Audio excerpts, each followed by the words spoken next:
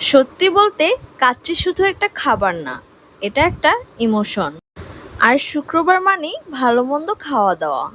তাই এবারের শুক্রবারে বাসায় আয়োজনে ছিল কাচ্চি, যেটা আমার মনে হয় বেশিরভাগ মানুষেরই পছন্দের একটি খাবার। গরম গরম কাচ্চির ধোঁয়া উঠছে, গন্ধেই মনটা ভরে গেল। প্রথম কামড়েই বুঝে গেলাম আজ ডায়েট নাই। এই পোলাও চালের ভাতটা একদম আলাদা আলাদা দানায় রান্না, নরম সুগন্ধে ভরা। যে কাচ্চি বানিয়েছে তার জন্য একটা স্যালুট দরকার।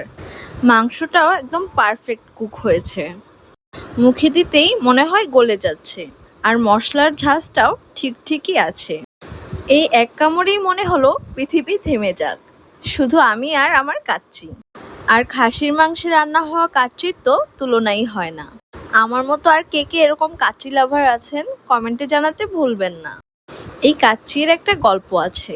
মশলা, ঘি, ভাত, মাংস সব মিলে একেবারে হারিয়ে যাওয়ার মতো স্বাদ। আর সাথে যদি কাঁচামরিচ না হয় তাহলে কি চলে?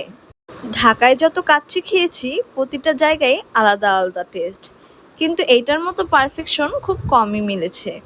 প্রতিটা কামড়েই বুঝি কাচ্চির রাজত্ব এখনও অটুট। আর মাংসটা দিয়ে কাচ্চিটা মেখে খেতে অমৃত লাগছিল। আলহামদুলিল্লাহ। কাচ্চির গন্ধ, স্বাদটা, সেই নরম মাংসের টুকরো সব যেন মনে রয়ে যায়। যদি সুখের কোনো নাম থাকতো আমি বলতাম তার নাম কাচ্চি।